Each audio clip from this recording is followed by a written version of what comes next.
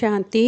பிரம்மா பாபா அவர்கள் மூலமாக தாய் பாகம் முடிந்த பிறகு சிவத்தந்தை யார் மூலமாக தந்தை ஆசிரியர் சத்குரு பார்ட்டு செஞ்சிட்ருக்காரு அப்படிங்கிறத போன பதிவுகளில் பார்த்தோம். சில முரளி ஆதாரங்களையும் பார்த்தோம். எப்படி கல்கட்டாவில் தான் முதல்ல பிரவேசம் ஆனது அப்படிங்கிறத அவ்வக்தவாணியில் பாப்தாதா வங்காளம் மற்றும் பீகார் பார்ட்டிகிட்ட பேசுகிறச்ச சொன்னாரோ, அதாவது சாக்கார சரீரத்தை கண்டெடுத்தது இங்கு தானே அப்படின்னு சைகை கொடுத்தாரோ, அதே மாதிரி முரளி ப்ரூஃபும் பார்த்தோம். நம்ம பாரதம் அழியாத கண்டம், பாரதத்தில் தான் வருகிறார் அப்படின்னு சொன்னப்போ நம்ம புரிஞ்சுக்கிட்டோம். ஓகே, முதல் பிரவேசம் இந்தியாவில் தான் நடந்தது, பாகிஸ்தானில் நடக்கலை அப்படிங்கிறத நம்ம புரிஞ்சுக்கிட்டோமோ, அது மாதிரி சேவக்ராமுக்கு பிறகு இப்போது தற்காலத்தில் வீரேந்திர தேவ் தீக்ஷித் அவர்கள் மூலமாக தான் சாக்கார பார்ட்டு நடந்துக்கிட்டு இருக்கு அப்படிங்கிறதுக்கான முரளி மற்றும் அவ்வக்தவாணி ஆதாரங்களை நம்ம இப்போ பார்க்க போகிறோம். முன்னரே சொன்ன மாதிரி இவை அனைத்துமே நம்முடைய பிகே ரிவைஸ்டு சாக்கார முரளிகள் மற்றும் அவ்வக்தவாணிகள் ஆதாரங்கள் தான். ரிவைஸ்டு சாக்கார முரளி தேதி 7/5/21. பாபா சொல்கிறார், இங்கு மகத தேசத்தில்தான் ஜென்மம் எடுத்துள்ளார். இந்த தேசம் மிகவும் தூய்மையான சொர்க்கமாக இருந்தது. அடுத்த சாக்கார முரளி தேதி 21/12/84. தந்தை எங்கே எப்படி வருகின்றார் என்பது யாருக்கும் தெரியாது. உங்களுக்கு தெரியும், மகத தேசத்தில் தான் வருகிறார். அங்கு மகர மீன்கள் இருக்கும். அடுத்து அவ்வக்தவாணி தேதி 1/11/81. உத்தரப்பிரதேசத்தின் பதித்த பாவனி மிகவும் பிரபலமானது. அதாவது யூபியை சேவையின் ஸ்தானமாக காட்டப்பட்டுள்ளது. ஆகவே அப்படிப்பட்டவர் யாரோ யூபியிலிருந்து நிச்சயம் வெளிப்படுவார். இவர் பலருக்கும் சேவை செய்ய நிமித்தமாக இருப்பார். அடுத்த அவ்வக்தவாணி 5/10/87. யூபியின் பூமிக்கு நிறைய மதிப்பு உள்ளது. கிருஷ்ணலீலா ஜென்ம பூமியை பார்க்க வேண்டுமென்றாலும் யூபிக்குத்தான் போவார்கள். ஆகவே யூபிக்காரர்களுக்கு முக்கியத்துவம் உண்டு. சதா பாவனமாக இருந்து பாவனமாக்கக்கூடிய விசேஷத்தில் முழுமையாக உள்ளனர். தந்தைக்கு எப்படி பதித்த பாவனன் என்ற மகிமை உள்ளதோ, யூபிக்காரர்களுக்கும் தந்தைக்கு நிகரான மதிப்பு உண்டு.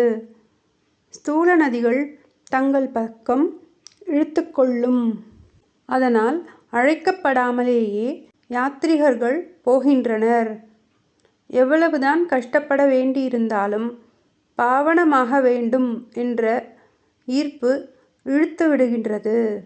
ஆகவே அந்த பாவனமாகும் ஞாபக அர்த்தம் யூபியில் உள்ளது. அடுத்து சாக்கார முரளி தேதி 12/1/78. ஃபருக்காபாத்காரர்கள் நாங்கள் அந்த எஜமானரை நினைவு செய்கிறோம் என்கிறார்கள்.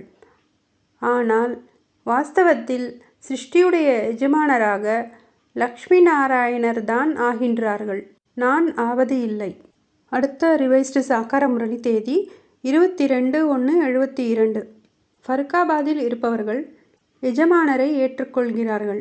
பல வழிகள் இருக்கிறதல்லவா? நல்லது. பிறகு அந்த எஜமானரிடமிருந்து என்ன கிடைக்கிறது? எதுவும் தெரியாது. அந்த மாலிக்கை எப்படி நினைவு செய்வது? அவருடைய பெயர், உருவம் என்ன? எதுவுமே தெரியாது. மாலிக் என்றால் சிருஷ்டியின் மாலிக் ஆகிறார் அல்லவா? அவர்தான் படைப்பவர் ஆகிறார். நாம் படைப்புகள் ஆகிறோம். இந்த முரளி ஆதாரங்கள் வீரேந்திர தீக்ஷித் அவர்களுக்கு பொருந்துவது போல வேறு யாருக்கும் பொருத்தமாக இல்லை. ஒரு எடுத்துக்காட்டுக்காக எடுத்துக்கலாம்.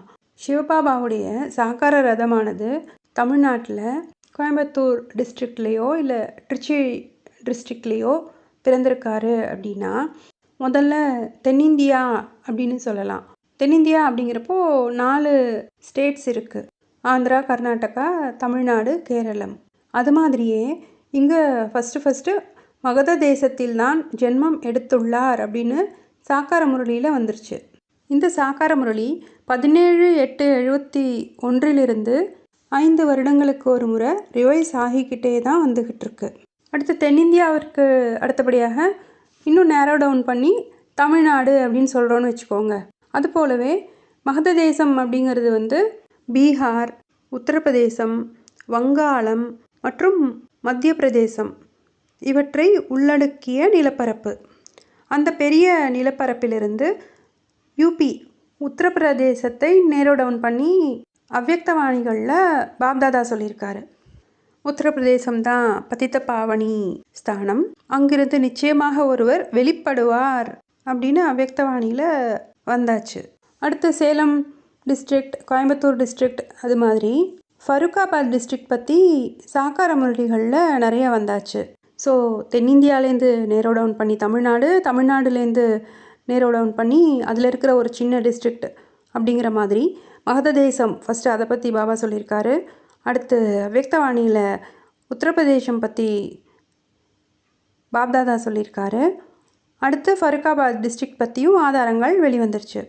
ஆதியிலிருந்து நம்ம யஜ்யத்தில் பல மூத்த சகோதரர்கள் சகோதரிகள் இருக்காங்க.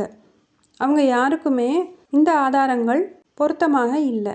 ஒரு தீட்சித் அவர்களுக்கு மட்டும்தான் இந்த ஆதாரங்கள் மிக சரியாக பொருந்துகிறது. ஸோ ஒரு காட்டில் ஒரு சிங்கம் போனால் தானாக இன்னொரு சிங்கம் வந்துடும் அப்படிங்கிற மாதிரி 18/1/1969 பிரம்மா பாபா அவர்கள் சரீரம் விட்டார். 30/11/1969, அதாவது 10 மாதங்களில் சிவபாபா தன்னுடைய நிரந்தர ரதத்தை யஜ்யத்துக்குள்ளே கூட்டிகிட்டு வந்துட்டார். அடுத்தபடியாக ராமர் பற்றிய மகா வாக்கியங்கள் பார்க்கலாம். ரிவைஸ்டு சாக்கார முரளி தேதி 2/6/16. ராமருக்கு சிறிய குடும்பம் இருக்கும் சத்யுகத்தில் இப்போது ராவணன் குடும்பம் மிக பெரியது. அடுத்து சாக்கார முரளி தேதி 12/12/2017. ராவணனை வென்றவர்கள் உலகத்தை வென்றவர்கள் ஆகிறார்கள். ராமர் கூட உலகத்தை வென்றவராக இருந்தார். சூரிய வம்சத்தினர், சந்திர வம்சத்தினர் உலகத்தை வென்றவர்களாக இருந்தார்கள். பாபா முரளிகளில் நீங்கள் எல்லாரும் சீதைகள், நான் தான் உங்களுடைய ராமர் அப்படின்னு சொல்லியிருக்காரு. ஆனாலும் ராமருக்கு சிறிய குடும்பம் இருக்கும் சத்யுகத்தில் அப்படின்னு சொல்கிறப்போ சத்யுகத்துக்கு என்னமோ சிவபாபா வரமாட்டார் இல்லைங்களா? மேலும் உலகத்தை வென்றவர் சிவபாபா இல்லை, நீங்கள் தான் விஸ்வத்துடைய எஜமானன் ஆகிறீங்க, நீங்கள் தான் உலகத்தை வெற்றி அடைகிறீங்க அப்படின்னும் பாபா முரளியில் சொல்லியிருக்காரு இல்லைங்களா? சிவபாபாவுடைய பிரத்யக்ஷதாவுடைய வீடியோவில் நம்ம பார்ட் 4ல் இருக்கோம். பார்ட் 2லேயே இந்த சேவக்ராம் அப்படிங்கிற வீரேந்திர தேவ் தீக்ஷித் அவர்கள் தான் ராமராக பார்ட்டு செய்யக்கூடியவர் அப்படின்னு நம்ம புரிஞ்சுக்கிட்டோம். அதாவது தாதா லேக்ராஜ் அவர்கள் எப்படி வந்துட்டு சங்கம யுகத்தில் பிரம்மாவாகவும் சத்யுகத்தில் கிருஷ்ணராகவும் ஆறாரோ, அது மாதிரி வீரேந்திர தேவ் தீக்ஷித் அவர்கள் தான் சங்கம யுகத்தில் சங்கரராகவும் திரேதாயுகத்தில் ராமராகவும் ஆறாரு. ஆனால் இதில் இன்னொரு சூட்சுமமான விஷயம் என்ன அப்படின்னா, யஜ்யத்துடைய ஆதியிலேயே இந்த சேவக்ராம் அவர்கள் மூலமாக தான் பிரம்மா பாபா அவர்களுடைய சாட்சாத்கார காட்சிகளுக்கான விளக்கம் கிடைச்சது. அப்போது சிவபாபா சேவக்ராம் அவர்கள் மூலமாக தான் பிரம்மா பாபாவிற்கு ஞான விதை போடுறாரு, ஞான ஜென்மம் கொடுக்குறாரு. ஸோ சங்கம யுகத்தில் ஷூட்டிங் பீரியடில் பிரம்மா பாபாவிற்கு ஜென்மம் கொடுத்த தந்தையாக சேவக்ராம் ஆகிறாரு. அப்படிங்கிறப்போ சத்யுகத்திலையும் சாக்காரத்தில் ஜென்மம் கொடுக்கக்கூடிய தந்தையாக சேவக்ராம் அவர்கள் தான் ஆறாரு. அப்போது இந்த முரளி இப்போ என்ன சொல்லப்பட்டிருக்கு, ராமருக்கு சிறிய குடும்பம் இருக்கும் சத்யுகத்தில் அப்படின்னு சொல்லப்பட்டிருக்கு. அப்போது முதல்ல சத்யுகத்தை தொடங்கி வைக்கக்கூடியது வந்துட்டு பிரம்மா சரஸ்வதி ஆத்மாக்களுடைய தாய் தந்தையாகிய இந்த ராமர் சீதை ஆத்மாக்கள், அதாவது வீரேந்திர தேவ் தீக்ஷித் அவர்களும் வேதாந்தி பெகனும் தான் சத்யுகத்தை தொடங்கி வைக்கிறாங்க. அதனால தான் சொல்லப்பட்டிருக்கு ராமருக்கு சிறிய குடும்பம் இருக்கும் சத்யுகத்தில் அப்படின்னு சொல்லிட்டு. ஸோ ராமர் அப்படியே பார்ட்டு திரேதாயுகத்தில் தான் ஆரம்பமாகுது அப்படிங்கிறது கிடையாது. சத்யுகத்தில் முதல்ல வரதே வந்துட்டு இவங்க தான். ஆனால் இவங்க வந்தப்போ ஒரு சிறிய கூட்டு குடும்பமாக தான் வந்துட்டு அந்த பரிவாரத்தை பாலனை செஞ்சிட்ருக்காங்க.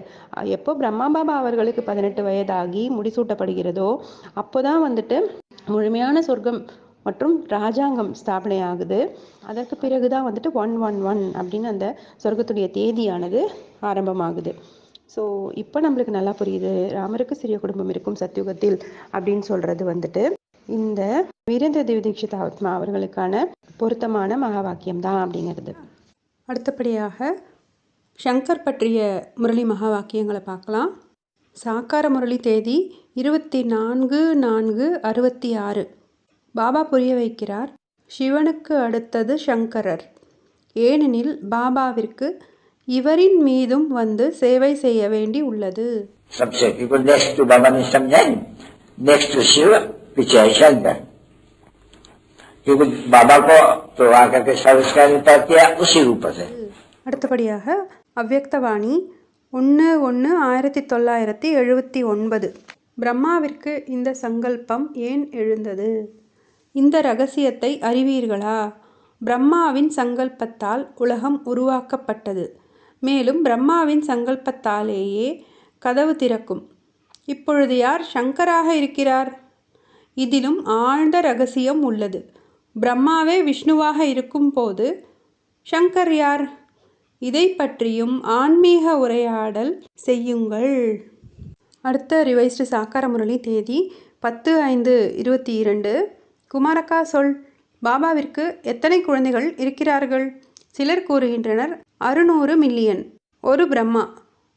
நீங்கள் திருமூர்த்தி என்று கூறுகிறீர்கள்.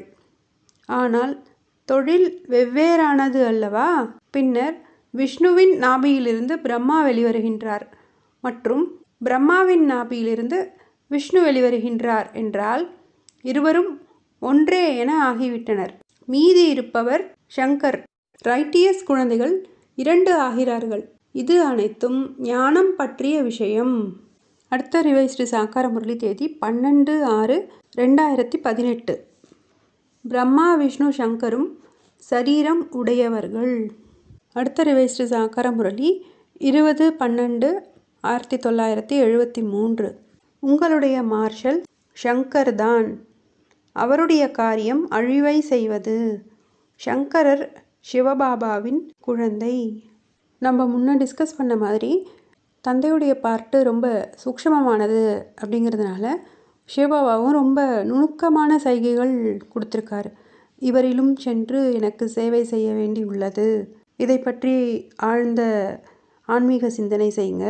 இது மாதிரி அழகான சைகைகள் பாபா முரளியில் கொடுத்துருக்காரு. அவ்யக்தவாணியில் பாப்தாதா கொடுத்துருக்காங்க. அடுத்து சில அவ்யக்தவாணி ஆதாரங்களை பார்க்கலாம். எல்லா அவ்யக்தவாணிகள்லையுமே ரொம்ப ஹைலைட்டான அவ்யக்தவாணி 15/11/2016 இன்று பாபாவுடன் சந்தித்தீர்கள், ஆனால் டெல்லியில் சந்தித்தீர்கள். மேலும் டெல்லியை சார்ந்தவர்கள் பகவான் நமக்காக வந்துள்ளார் என தங்களின் பெரிய பாக்கியமாக இதனை எண்ணுகிறீர்கள். பாப்தாதாவும் எத்தனை குஷியோடு எங்கு சந்திக்க வந்துள்ளார்? டெல்லியிலா அல்லது மதுவனத்திலா? டெல்லியில் வந்துள்ளீர்கள். மதுவனில் வந்துள்ளீர்களா? மதுபனின் விஷயம் வேறு. ஆனால் இன்று டெல்லியில் வந்துள்ளீர்கள். டெல்லிக்கு வந்துவிட்டீர்கள். டெல்லியில் ராஜ்யம் செய்ய வேண்டும். ஆனால் முதலில் டெல்லியில் சேவையும் செய்ய வேண்டும். மேலும் பாபாவிடம் சந்திக்கவும் வேண்டும். அநேக பேருக்கு பாபாவிடம் சந்திப்பது மிகவும் தூரமான விஷயம்.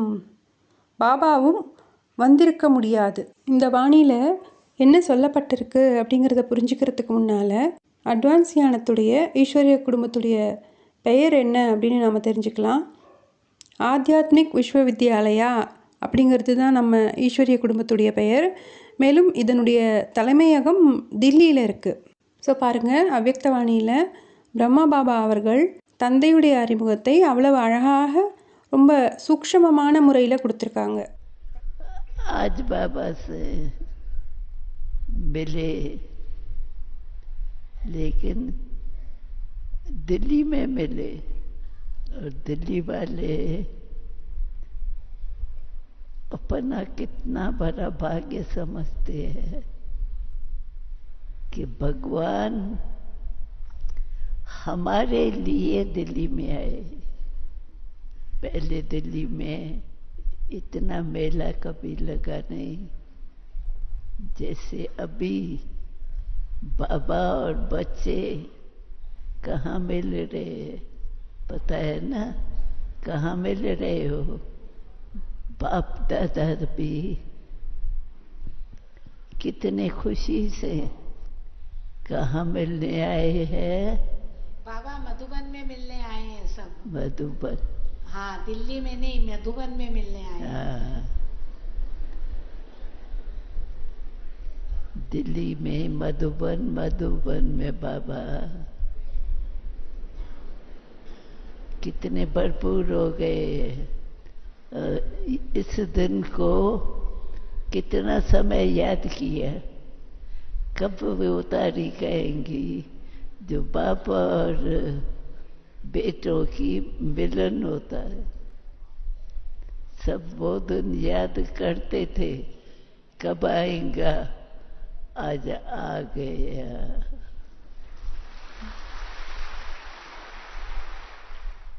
ये मिलन भी विशेष दिन है। सभी के दिल में कितनी खुशी हो रही है कि हम कहाँ आए हैं। दिल्ली में आए हैं, मधुबन में आए हैं। मधुबन में तो फिर और बात है, लेकिन आज दिल्ली में आए। தந்தையை சந்திக்கிறதுக்காக டெல்லிக்கு வந்திருக்கீங்க. மதுபன் விஷயம் வேறு. இன்று நீங்கள் டெல்லியில் சந்திக்கிறீங்க. டெல்லியில் சேவை செய்ய வேண்டும், மேலும் பாபாவிடம் சந்திக்க வேண்டும். அநேக பேருக்கு பாபாவிடம் சந்திப்பது மிகவும் தூரமான விஷயம். எவ்வளவு சூக்ஷ்மமான சைகை கொடுத்துருக்காங்க பாருங்க. அடுத்த அவ்யக்த வாணி தேதி 30/6/74. பிராமண குழந்தைகளுக்கு கொடுத்த தந்தையின் வாக்குறுதியான கூடவே செல்வேன், கூடவே இறப்பேன் மற்றும் கூடவே வாழ்வேன், அதாவது பார்ட்டை முடித்துக்கொள்வேன் என்பதை இடையிலேயே விட்டுவிட முடியுமா? ஸ்தாபனைக்காக நிமித்தமாக்கப்பட்டிருக்கும் அடிக்கல்லை இடையிலேயே எடுத்துவிட முடியுமா என்ன? நம்மை பொறுத்த வரைக்கும் இப்பொழுது சிவபாபாவை சந்திப்பதற்கு நமக்கு சாக்கார மீடியம் இல்லை அப்படின்னு நினச்சிட்ருக்கோம். ஆனால் அவ்யக்தவாணியில் பிரம்மபாபா அவர்களே சொல்லியிருக்காரு, கூடவே வாழ்ந்து கூடவே தன்னுடைய சாக்கார பார்ட்டை முடிச்சுக்குவார். அப்போது அப்படி ஒரு பார்ட்டுதாரி யஜ்யத்துடைய ஆதி மத்தியம் இறுதி வரைக்கும் இருப்பார் அப்படிங்கிறது இந்த வாணி மூலமாக நிரூபணமாகிறது. இந்த ராம் ஆத்மா அவர்கள்தான் ஆதியில் சேவக்ராமாக இருந்தார். அது ஞான விதை போட்ட தந்தை பார்ட்டு. அடுத்து நடுவில் இப்போது சங்கரராக பார்ட்டு பண்ணிகிட்ருக்காரு, அது டீச்சர் பார்ட்டு. கடைசீட்டில் வண்ணானாக நம்மை தூய்மை செய்து படகோட்டியாக அக்கறைக்கு கொண்டு சேர்க்கும் சத்குரு பார்ட்டும் சங்கர் மூலமாக தான், இந்த ராம ஆத்மா மூலமாக தான் நடக்கும்.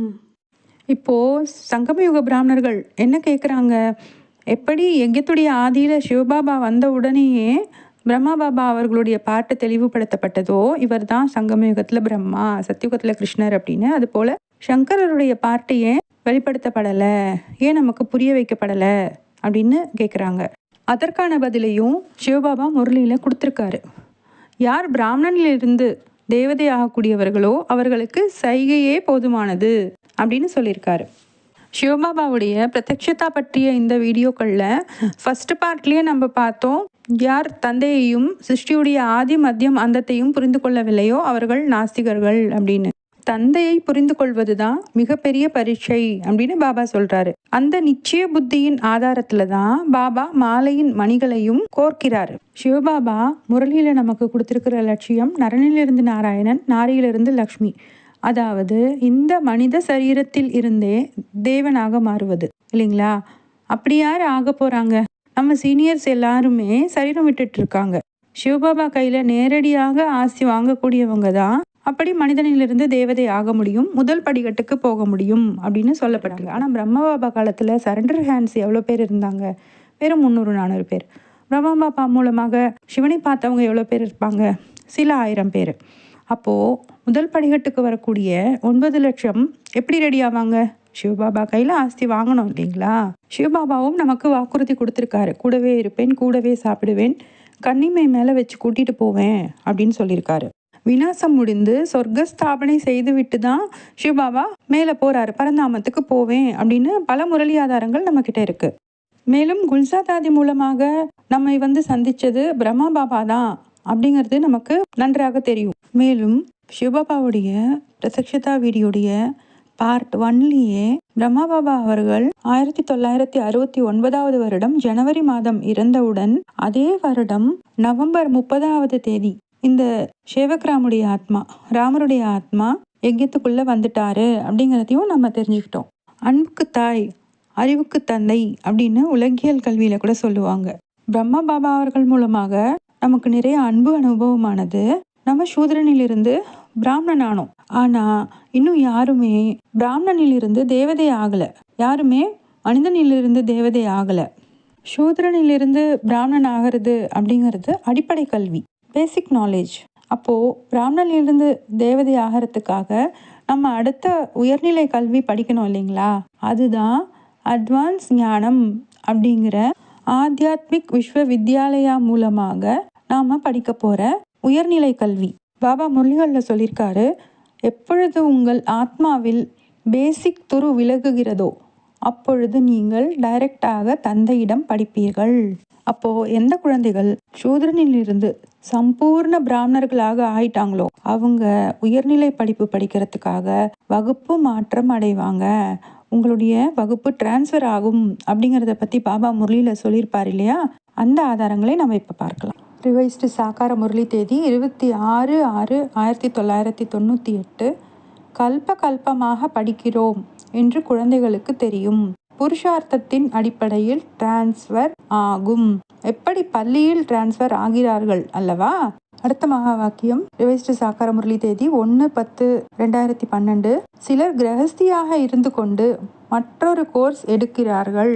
அடுத்த சாக்கார முரளி ரிவைஸ்டு தேதி 2/4/2022. யாரோ ஒரு சிலர் தான் கஷ்டப்பட்டு 2ஆம் முறை மீண்டும் கோர்ஸ் எடுப்பார்கள். அடுத்த சாக்கார முரளி தேதி 8/9/21. பள்ளியில் கூட இன்னார் இவ்வளவு மார்க் வாங்கி பாஸ் ஆகின்றார்கள் என்பது தெரிய வருகிறது அல்லவா? பாஸ் ஆன பிறகு அடுத்த வகுப்பு செல்கிறார்கள். இது மிகப்பெரிய வகுப்பு. சென்டர்கள் தினம் தினம் அதிகமாகிக் கொண்டே இருக்கும். இந்த முரளி ஆதாரங்கள் மூலமாக நமக்கு என்ன புரிய வருகிறது? சிவத்தந்தையுடைய அன்பு நிறைந்த தாய் பார்ட்டு பிரம்மா பாபா மூலமாக நடந்தது. அதன் மூலமாக நம்ம சூத்ரனிலிருந்து பிராமணன் ஆகிட்டோம். இப்போ சிவத்தந்தையுடைய அறிவு நிறைந்த தந்தை பாகம் ஒரு சாக்கார சரீரத்துல நடந்துட்டு இருக்கு. அங்க உங்களுக்கு வகுப்பு டிரான்ஸ்ஃபர் ஆகும் அப்படின்னு சிவத்தந்தை ஏற்கனவே பல சாக்கார முரளிகள்ல நமக்கு சைகை கொடுத்துட்டாங்க. ஏற்கனவே பார்த்தோம் அன்புக்கு தாய், அறிவுக்கு தந்தை அப்படின்னு. தாய்கிட்ட இருந்து நமக்கு அன்பு நிறைய கிடைக்கும், ஒழுக்கம் கிடைக்கும். அது போலவே சங்கம யுகத்துல நம்ம பிரம்மா பாபாங்கிற தாய் மூலமாக சிவத்தந்தையிடமிருந்து ஸ்ரீமத் அப்படிங்கிற ஒழுக்கத்தை எடுத்துக்கிட்டு பிராமணன் ஆகிட்டோம். அதே போல அறிவுக்கு தந்தை என்பது போல தந்தை கிட்ட போனாதான் நம்ம லட்சியத்தை அடையக்கூடிய வழி கிடைக்கும். லௌகிகத்திலையும் கூட தந்தை தான் நம்ம என்ன படிப்பு படிச்சா நம்மளுக்கு என்ன மாதிரியான வேலை கிடைக்கும் அப்படின்னு வழிகாட்டுவாங்க. அது போல இந்த ஆன்மீக வாழ்க்கையிலையும் சிவத்தந்தை சாக்கார சரீரத்தின் மூலமாக தந்தை பார்ட்டு செஞ்சிட்டு இருக்காரு. அப்படிங்கிறப்போ அவர் மூலமாக தான் நம்ம மனிதனிலிருந்து தேவனாகக்கூடிய லட்சியத்தை அடையக்கூடிய ஞானத்தை சிவத்தந்தை மூலமாக அடைய முடியும் அப்படிங்கிறது நமக்கு புரிய வந்துருச்சு இல்லைங்களா? சாக்கார முரளிகள் நிறைய பேர் கையில் இல்லாமல் போகலாம். ஆனால் நம்ம வெப்சைட்டில் இருக்க எப்போ வேணால் டவுன்லோட் பண்ணி பார்த்துக்கலாம்.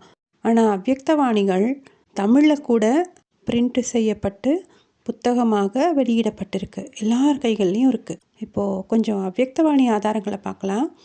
பாருங்கள், அவ்யக்தவாணியில் பிரம்மா பாபா அவர்கள் தந்தையுடைய பார்ட்டு கடைசி வரைக்கும் இருக்குது அப்படிங்கிறத எத்தனை விதமாக நமக்கு புரிய வைக்க முற்பட்டிருக்காரு.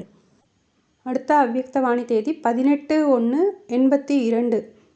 ஆரம்பத்தில் சாக்காரத்தின் லீலைகளை எவ்வாறு பார்த்தீர்களோ அதேபோல் கடைசியிலும் ஆகும். அப்பொழுது சாக்கார ரூபத்தில் வந்திருக்கும் குழந்தைகள் தந்தையை காண்பார்கள், கண்டிப்பாக அனுபவமும் செய்வார்கள். இந்த வாணியை இன்னும் உறுதி செய்வது போல அடுத்த ஒரு முரளி மகா வாக்கியம். சாக்கார முரளி ரிவைஸ்டு தேதி 8/7/74. தந்தை இருக்கின்றார் என்றால் தந்தையை சந்திக்க வேண்டும் அல்லவா? தந்தை என்று கூறிக்கொண்டு எப்பொழுதுமே சந்தித்ததில்லை என்றால் எப்படி தந்தையாக முடியும்? அகில உலகிலுள்ள அனைத்து ஆத்மாக்களையும் சந்திக்கிறார். அனைத்து குழந்தைகளின் நம்பிக்கையையும் விருப்பங்களையும் பூர்த்தி செய்கின்றார். அடுத்த அவ்யக்தவாணி தேதி 16/1/75. பயப்படாதீர்கள்.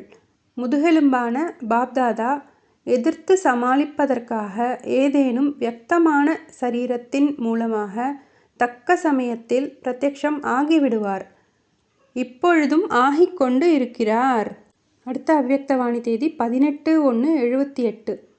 பாபா போய்விட்டார் என்று சொல்லி அவிநாசியான சம்பந்தங்களை ஏன் விநாசியாக்குகிறீர்கள்? பார்ட் மட்டுமே மாறியுள்ளது. நீங்கள் எவ்வாறு சேவை இடத்தை மாற்றுகிறீர்களோ அதுபோல பிரம்மா பாப்பும் சேவை இடத்தை மாற்றியிருக்கிறார். அதே ரூபம்தான், அதே சேவைதான். 1000 புஜங்களையுடைய பிரம்மாவின் ரூபத்தினுடைய நிகழ்கால பார்ட் நடந்து கொண்டிருக்கிறது. ஆகவேதான் சாகார சிருஷ்டியில் இந்த ரூபத்திற்கான மகிமையும் அடையாளமும் உள்ளன. புஜங்கள் தந்தை இல்லாமல் கர்த்தவ்யங்களை செய்ய முடியாது. புஜங்கள் தந்தையை பிரத்யக்ஷம் செய்து கொண்டிருக்கின்றன. செய்விப்பவர் இருக்கிறார். ஆகவே செய்து கொண்டிருக்கின்றன. அடுத்த அவ்யக்தவாணி தேதி 18/1/82. எவ்வாறு ஆதியில் சாக்கார லீலைகளை பார்த்தீர்களோ அதுபோல் கடைசியிலும் ஏற்படும். இப்பொழுது கூடுதலாக சிவசக்தி சொரூபத்தின் சாட்சாத்காரம் ஏற்படும். இருந்தாலும் சாக்கார பிதா பிரம்மாதானே. ஆகையினால் சாக்கார ரூபத்தில் வந்திருக்கும் குழந்தைகள் தந்தையை காண்பார்கள். மேலும் நிச்சயமாக அனுபவமும் செய்வார்கள். அடுத்த அவ்யக்தவாணி தேதி 6/1/1983. சாக்காரத்தில் நினைவிருக்கிறதல்லவா, ஒவ்வொரு குரூப்பிற்கும் விசேஷமான ஸ்நேகத்தின் ஸ்வரூபத்தில் தன்னுடைய கைகளினால் உணவு ஊட்டினார், மகிழ்வித்தார். அதே போன்ற ஸ்நேகம் இப்பொழுதும் நடைமுறையில் இருந்து வருகிறது. அடுத்த அவ்யக்தவாணி தேதி 28/12/78. கடைசி பாம், அதாவது வெடிகுண்டு என்பது பரமாத்மா பாம் தான். தந்தையுடைய பிரத்யக்ஷதாவினுடையது. யார் பார்த்தார்களோ, யார் அருகில் வந்து கேட்டார்களோ அவர்களின் மூலமாக இந்த குரல் வரும். தந்தை வந்துவிட்டார். நேரடியாக எல்லாம் வல்ல இறைவனின் கர்த்தவ்யங்கள் நடந்து கொண்டிருக்கின்றன. இப்பொழுது இன்னும் தொடங்கவில்லை. கற்றுத்தருபவர் நேரடியாக எல்லாம் வல்ல இறைவன்தான். ஞான சூரியன் சாகார சிருஷ்டியில் உதயமாகிவிட்டார். இது இப்பொழுது இரகசியமாக உள்ளது. இந்த கடைசி பாம் மூலமாக ஒவ்வொரு பிராமணரின் மத்தியிலும் தந்தை பிரத்யக்ஷமாவார். விஸ்வத்தின் விஸ்வபிதா ஸ்பஷ்டமாக தென்படுவார். அடுத்த அவ்யக்தவாணி தேதி 28/12/1982. பாரதத்தின் எந்த பகுதியில் யார் ஆத்தியாத்மீக ஒளியை கொடுப்பதற்கு நிமித்தமாக உள்ளார் என்பது இப்போது தெளிவாக வேண்டும். பாரதத்தில் பல பேர் ஆத்தியாத்மீக ஆத்மாக்கள் என்று கூறிக்கொள்கின்றனர். இவர்களில் தர்ம ஆத்மா யார், பரமாத்மா யார் என்ற தேடல் அனைவருக்குள்ளும் உள்ளது. இவர் இல்லை, இவர் இல்லை என்ற இந்த தேடலிலேயே இருக்கின்றனர். இவர்தான் என்ற முடிவிற்கு இன்னும் வர முடியாமல் இருக்கின்றனர். அடுத்த அவ்யக்தவாணி தேதி 6/9/75. தந்தை நேரில் வருகின்றார். ஆனால் குழந்தைகளோ பிரக்ஞையற்ற நிலையில் இருப்பதால் பார்த்தும் பார்க்காதது போலவும் கேட்டாலும் கேட்காதது போலவும் இருக்கும். இது போன்ற விளையாட்டை இப்பொழுது ஆட வேண்டாம். அடுத்த அவ்யக்தவாணி தேதி 31/10/75. இந்த வருடம் ஏதோ புதிய விஷயம் கண்டிப்பாக நடக்க வேண்டும். 1976இல் இதனுடைய திட்டம் வகுக்கப்பட்டது. ஆனால் நிமித்தமாக ஆவது அவசியமாகிறது. ஆனால் நாடகப்படிதான் நடக்கப் போகிறது. ஆனாலும் யார் நிமித்தமாக ஆகிறாரோ அவருக்கு பிராமண குலம் முழுவதிலிருந்தும் பெயர் கிடைக்கும். இதுவும் பரிசுதான். இந்த கடைசி அவ்யக்தவாணியுடைய டேட்டு 31/10/75. பிரம்மபாபா அவர்கள் சொல்லியிருக்காங்க, இந்த வருஷம் ஏதோ புதிய விஷயம் கண்டிப்பாக நடக்கணும். 76க்காக இப்போது நம்ம திட்டம் போட்டிருக்கோம். இதற்கு நிமித்தமாகக்கூடியவர் ஒருத்தர் இருக்கார். அவருக்கு பரிசு கிடைக்கும், பெயர் கிடைக்கும். இது எதை பற்றிய சைகை அப்படின்னா, 1976வது வருஷத்தை அவ்யக்தவாணியில் பிரம்மபாபா அவர்கள் பிரத்யக்ஷதா வருடமாக அறிவித்தார். அதை பற்றிய சைகை தான் இது. 1976 சிவத்தந்தை ராமருடைய ஆத்மா மூலமாக தன்னுடைய தந்தை பார்ட்டை தொடங்கினார். அட்வான்ஸ் ஞானத்தில் இருக்கிற விதைரூப ஆத்மாக்கள் ராமருடைய ஆத்மா மூலமாக தந்தை பார்ட்டு நடப்பதை வெளிப்படுத்தினாங்க. அதனுடைய சைகை தான் இது. சங்கம யுகம் 100 வருடங்கள். இந்த 100 வருடமும் சிவத்தந்தை இந்த பூமியில தான் இருப்பார். அதனால தான் இந்த சங்கம யுகத்தை வைர யுகம்னு சொல்கிறோம் அப்படின்னு பிகே கோர்ஸ் எடுக்கிறப்போ நமக்கு தெளிவாக புரிய வைக்கிறாங்க. ஆனால் இப்போது பிரம்மா பாபா சரீரம் விட்டதுனால சிவத்தந்தை பரந்தாமம் போயிட்டாரு அப்படின்னு சொல்கிறப்போ, அப்போ இது சங்கம யுகமா இல்லையா, இது வைரவ யுகமா இல்லையா அப்படின்னு நம்ம ஏன் கேள்வி கேட்கல?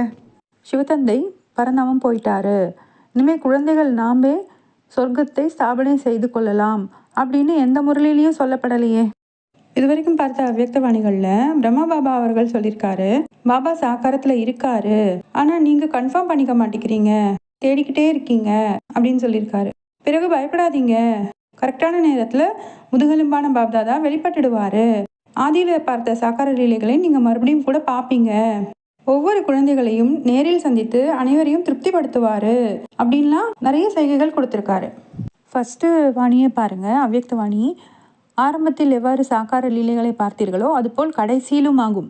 ஸோ சாக்காரத்தின் மூலமாக பிரம்மா பாபா கிருஷ்ணராக காட்சி கொடுத்து என்ன மாதிரியான லீலைகள் செய்தாரோ அது மாதிரி லீலைகள் கடைசியிலும் கிடைக்கும், ஒரு சாக்காரத்தின் மூலமாக கிடைக்கும் அப்படின்னு சொல்லப்பட்டிருக்கு. மேலும் குல்தாராதி சரீரத்தில் இருந்துட்டு பிரம்மா பாபா அவர்கள் சொல்கிறாரு, பயப்படாதீர்கள், முதுகெலும்பான பாப்தாதா எதிர்த்து சமாளிப்பதற்காக ஏதேனும் வியக்தமான சரீரத்தின் மூலமாக தக்க சமயத்தில் பிரத்யட்சம் ஆகிவிடுவார்.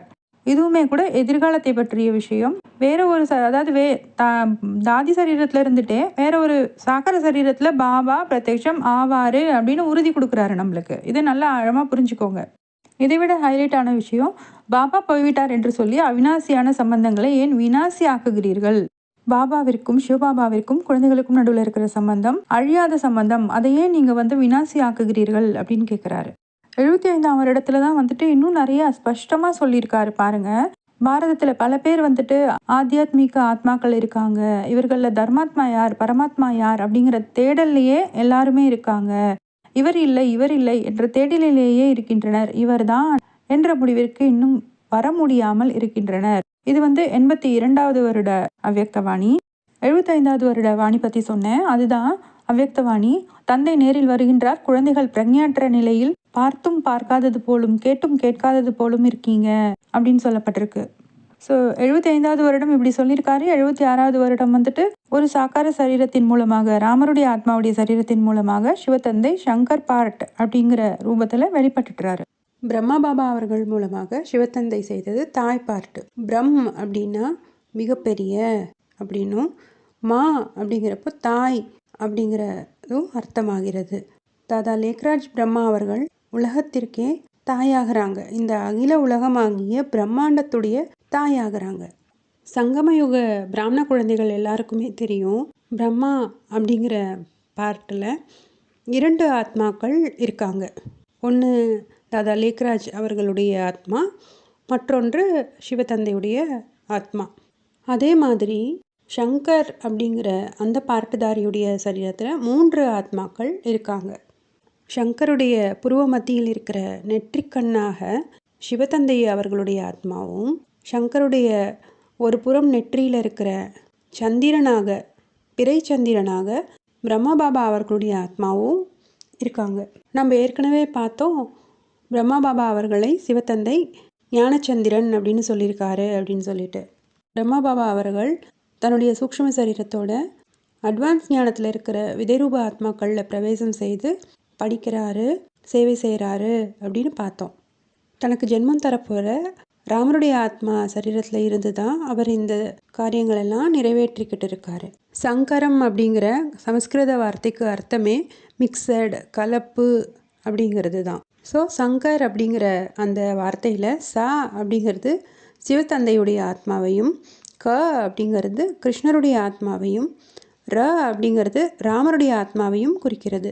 சிவ ராமகிருஷ்ணருடைய கம்பைன்டு பார்ட்டு தான் சங்கர். சிவத்தந்தையை பக்தியில் தாயும் நீயே தந்தையும் நீயே அப்படின்னு சொல்கிறாங்க. அந்த தாய் தந்தை இணைந்த ரூபமாக அர்த்தநாரீஸ்வரர் ரூபத்தை காமிக்கிறாங்க. பக்தியில் அர்த்தநாரீஸ்வரர் ரூபத்திற்கு அவ்வளவு மகிமை இருக்குது. அப்போ கண்டிப்பாக சங்கம யுகத்தில் சிவத்தந்தை அப்படி தாய் பார்ட்டும் தந்தை பார்ட்டும் பண்ணியிருக்காரு அப்படிங்கிறத நம்ம ஆணித்தரமாக புரிஞ்சுக்கிட்டோம், ஏற்றுக்கிறோம். அப்படி ஏற்றுக்கிட்டதுனால தான் இப்படி ஒரு சித்திரமும் சங்கம யுகத்தின் நினைவார்த்தமாக பக்தியில் வெளிப்பட்டிருக்கு. இந்த சித்திரத்தை பார்த்தோன்னா சிவத்தந்தையுடைய தாய் பார்ட்டாக கிருஷ்ணருடைய ஆத்மாவையும் தந்தையுடைய பார்ட்டாக ராமருடைய ஆத்மா அதாவது சங்கருடைய உருவத்தையும் கம்பைண்டாக காமிச்சிருக்காங்க. ஞான சிந்தனை செய்வதற்காக 1-2 முரளி மகா வாக்கியங்களை பார்க்கலாம். சாக்கர முரளி தேதி 5/10/2018. பிரம்மா மூலம் சாரத்தை சொல்கிறார் என்றால் நிச்சயமாக புரிய வைப்பவர் வேறு யாரோ இருப்பார். இப்போது நீங்கள் நடைமுறையில் பார்க்கிறீர்கள். ஞானக்கடலான சிவபாபா நம் முன் அமர்ந்துள்ளார். அவர் நமது தந்தையும் ஆவார். பாரதத்தில்தான் வந்திருக்கிறார். மேலும் நிச்சயமாக யாரோ ஒருவரின் சரீரத்தில் வருகிறார். இது பிரம்மாவின் சரீரம். பிரஜாபிதா பிரம்மா இருப்பதும் அவசியம் ஆகும். நிச்சயமாக பிரஜாபிதா பிரம்மாவின் மூலமாக தான் பாபா வந்து பிராமண தர்மத்தை படைக்கிறார். அடுத்த முரளி ரிவைஸ்டு தேதி 2/4/2022. இது ஒரு கேள்வி பதிலாக அமைந்திருக்கு. கேள்வி: எந்த ஆழமான ரகசியம் நிறைந்த விஷயங்களை புரிந்து கொள்ள மிக நல்ல புத்தி வேண்டும்? பதில்: பிரம்மா சரஸ்வதி உண்மையில் மம்மா பாபா இல்லை. சரஸ்வதி பிரம்மாவின் மகள் ஆவார். அவரும் பிரம்மகுமாரி. பிரம்மாதான் உங்களுடைய பெரிய அம்மா, ஆனால் ஆணாக இருக்கிறார். ஆகையால் தாய் என்று ஜெகதம்பாவை கூறிவிட்டனர். இது மிகவும் ரகசியம் நிறைந்த ஆழமான விஷயம். அதுலேயே 2வது பாயிண்ட்டு, சூக்ஷ்மவதனவாசியான பிரம்மாவை பிரஜாபிதா என்று கூற முடியாது. பிரஜாபிதா இங்கே இருக்கிறார். இவர் சம்பூர்ண பவித்திரமாகும் போது சம்பூர்ண அவ்யக்த ரூபம் வெளிப்படுகிறது. அடுத்தது ஒரு அவ்யக்தவாணி தேதி 22/9/2020. மேலும் அடுத்த விஷயம் BK என கூறப்படுகிறது. அதில் பிரஜாபிதா என்ற வார்த்தை தேவை. ஏனெனில் பிரம்மா என்ற பெயர் கூட பலருக்கு உரியது. இந்த முரளிகளை பற்றி நாம் விசாரசாகர சிந்தனை செய்யலாம். வேறு ஒரு பதிவில் இதை பற்றி நம்ம டிஸ்கஸ் பண்ணலாம்.